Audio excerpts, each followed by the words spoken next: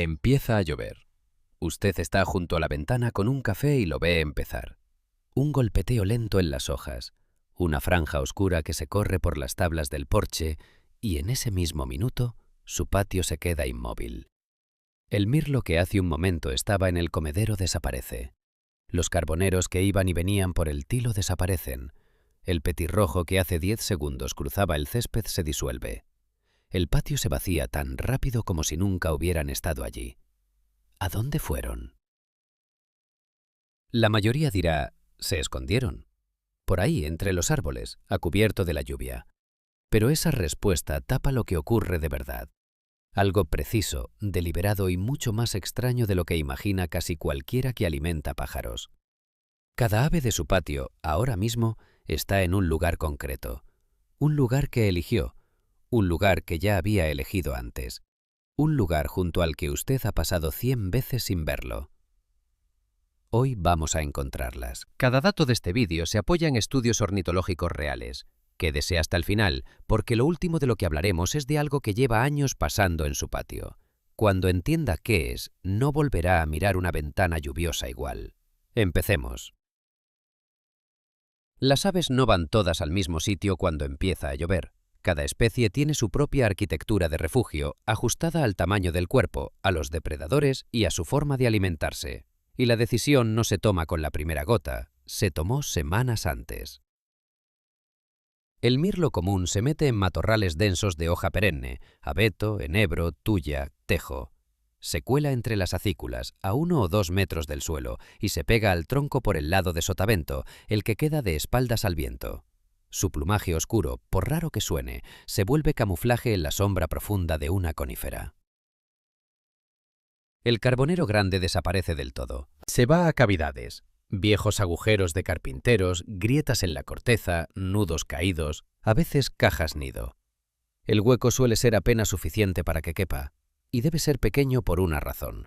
En una cavidad ajustada, el calor del cuerpo calienta el aire atrapado en minutos. Las pérdidas de calor bajan entre un 60 y un 90%. Un ave de 12 gramos en un hueco demasiado grande puede morir de frío. En uno que encaja como un guante, sobrevive. Herredillo común, trepador azul, pico menor, todos son de cavidad. Usan el mismo refugio, a menudo año tras año. El arrendajo lo hace distinto. Demasiado grande para un hueco, busca una rama gruesa cerca del tronco, muy dentro de la copa, donde las capas de hojas encima actúan como paraguas superpuestos. No se mueve. Sus patas no le dejarán caer. A eso volveremos. El chochín, su nombre de género, troglodites, significa literalmente habitante de las cuevas, se zambulle en montones de ramitas, troncos caídos, marañas de raíces, hiedra. Donde sea, con tal de que sea pequeño y oculto. La tórtola, a veces, simplemente aguanta el chaparrón en una rama plana. El agua resbala por su espalda como por un tejado inclinado.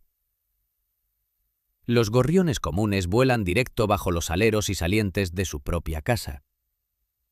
Y ese rincón desordenado que usted siempre piensa ordenar, una pila de ramas, otra de hojas, un seto asilvestrado, en una tormenta es el inmueble más valioso de su parcela. Si logra ver a una en un sitio abierto mientras llueve, un gorrión en la valla, una tórtola en un cable, fíjese, la postura no es casual. Es una de las posiciones de supervivencia mejor diseñadas de la naturaleza.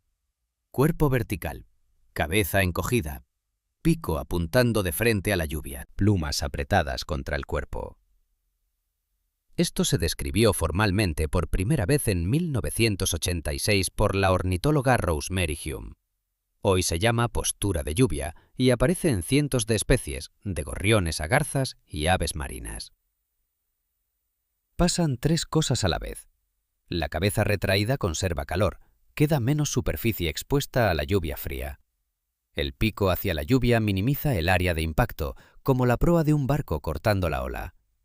Y las plumas pegadas. Aquí viene lo contraintuitivo. Cuando un ave tiene frío y está seca, se esponja. El plumaje erizado atrapa aire y ese aire es aislamiento, como en una chaqueta de plumas. Pero con un aguacero fuerte sería una sentencia de muerte. Se llenaría de agua en vez de aire, la aislación colapsa y el ave pierde calor a toda velocidad. Por eso, bajo lluvia hace lo contrario. Aprieta las plumas y crea una superficie repelente, como tejas. El agua escurre, no empapa. Si ve un pajarillo bajo la lluvia, comprimido, aerodinámico, casi afilado contra el viento, no está sufriendo, está trabajando. La mayor parte del patio se calla cuando llueve, pero dos especies hacen otra cosa, y lo que hacen dice mucho de lo vivo que está su patio con mal tiempo. El mirlo común no se esconde, con lluvia ligera sigue comiendo, y cuando empieza un aguacero serio sale al césped, no a deambular, sino a cazar con intención. ¿Por qué? Cuando el suelo se satura, el oxígeno ya no entra bien. Las lombrices respiran por la piel y necesitan oxígeno, así que, cuando la tierra se encharca, suben a la superficie no para no ahogarse, sino para respirar. El mirlo lo sabe, el mirlo lo esperaba. Un adulto puede sacar 20 lombrices por hora de la tierra mojada. En un día, el mirlo de su patio puede comerse 4 o 5 metros de lombrices si las estirara en una línea. La segunda sorpresa son los vencejos. Y lo que hacen con la lluvia no se parece a nada en su patio. Pasan casi toda la vida en el aire. Comen en vuelo, beben en vuelo, duermen en vuelo, literalmente. Solo se posan para anidar. ¿Qué pasa cuando llega una tormenta? No se esconden, se van hacia arriba, alejándose de la lluvia. Cuando se acerca un frente tormentoso, suben a 2 o 3 mil metros y bordean la tormenta por el límite. Radares meteorológicos han registrado bandadas rodeando células de tormenta. En la pantalla aparecen como nubes separadas de aves moviéndose alrededor de las zonas de precipitación. ¿Y los polluelos en el nido? Esperan. Tienen una capacidad única. Pueden entrar en torpor, bajando la temperatura corporal y ralentizando el metabolismo durante varios días. Los adultos pueden alejarse más de 100 kilómetros del nido, esquivar la tormenta y volver 2 días después. Y los polluelos siguen vivos, simplemente van más despacio. Ningún otro pájaro de tu patio hace esto. Mientras el carbonero está sentado en una cavidad y el zorzal caza lombrices en la hierba mojada, el vencejo está a 2 kilómetros por encima de tu cabeza, en el borde de la nube que ves desde la ventana. Y ahora viene la parte en la que cuesta creer a la primera. En el clima más duro, lluvias interminables, frío, hielo, las aves que en tiempos normales son territoriales, que todo el verano se expulsan de un comedero, que defienden ramas concretas como si fueran propiedad, esas mismas aves se amontonan en una sola cavidad para compartir el calor corporal. Se llama dormidero comunal en cavidad. Los carboneros son uno de los ejemplos más conocidos. Los investigadores han documentado hasta 10 o 12 carboneros comunes apretujados en una sola caja nido durante temporales de invierno. Aves que en época de cría no se posarían en la misma rama, hombro con hombro dentro de una caja de madera. Los trepadores hacen lo mismo. Los chochines hacen lo mismo. Los pájaros carpinteros menores moteados hacen lo mismo. Y los agateadores, pequeñas aves pardas que trepan en espiral por los troncos, lo llevan al extremo. Los ornitólogos han documentado grupos de agateadores reuniéndose por la noche en hendiduras de la corteza de viejas secuoyas y robles gruesos. Decenas de aves en un mismo punto, pegadas unas a otras sobre una superficie vertical. Su calor corporal combinado eleva la temperatura del refugio 6 u 8 grados por encima del aire exterior. El experimento clásico de 1949 del ornitólogo S. Charles Kendig midió -8 fuera del refugio nocturno y +3 dentro. 11 grados de diferencia, solo porque estaban juntas. Para un ave pequeña, con reservas de grasa para unas pocas horas, 11 grados es la diferencia entre la mañana y no tenerla. Y esto debería resonar en cualquiera que observe su patio. Los carboneros que todo el verano se pelean por el comedero, que se insultan y se persiguen por el tilo, duermen apretados en una misma cavidad en las peores noches del invierno. Las reglas territoriales quedan anuladas. La matemática se vuelve más simple. Quedarse separados, congelarse. Compartir la cavidad, sobrevivir. Tú miras un patio vacío durante una tormenta, pero lo que en realidad ocurre en algún lugar del árbol sobre ti es una de las treguas más increíbles de la naturaleza viva. Aquí es donde todo cambia. Investigadores dirigidos por Jesper Madsen, de la Universidad de Copenhague, publicaron un estudio de largo plazo en 2023 en Proceedings of the National Academy of Science. Siguieron aves individuales a lo largo de su vida y descubrieron algo notable. La misma ave concreta volvía al mismo lugar exacto de invernada año tras año. No al mismo barrio, al mismo punto. Y la precisión aumentaba con la edad.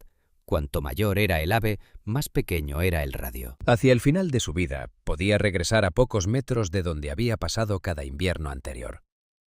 Otros estudios muestran el mismo patrón en limícolas, en currucas y en especies que anidan en cavidades, carboneros, trepadores, pájaros carpinteros.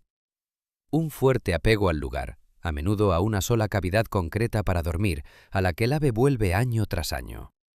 Ahora une eso con lo que ya sabemos sobre cómo las aves cartografían tu patio, cómo estudian el denso reverso de una pícea, la rendija detrás del tubo del desagüe, el lado a sotavento de la valla, el entramado de hiedra en el lado norte del roble. De la ciencia sale una conclusión muy específica.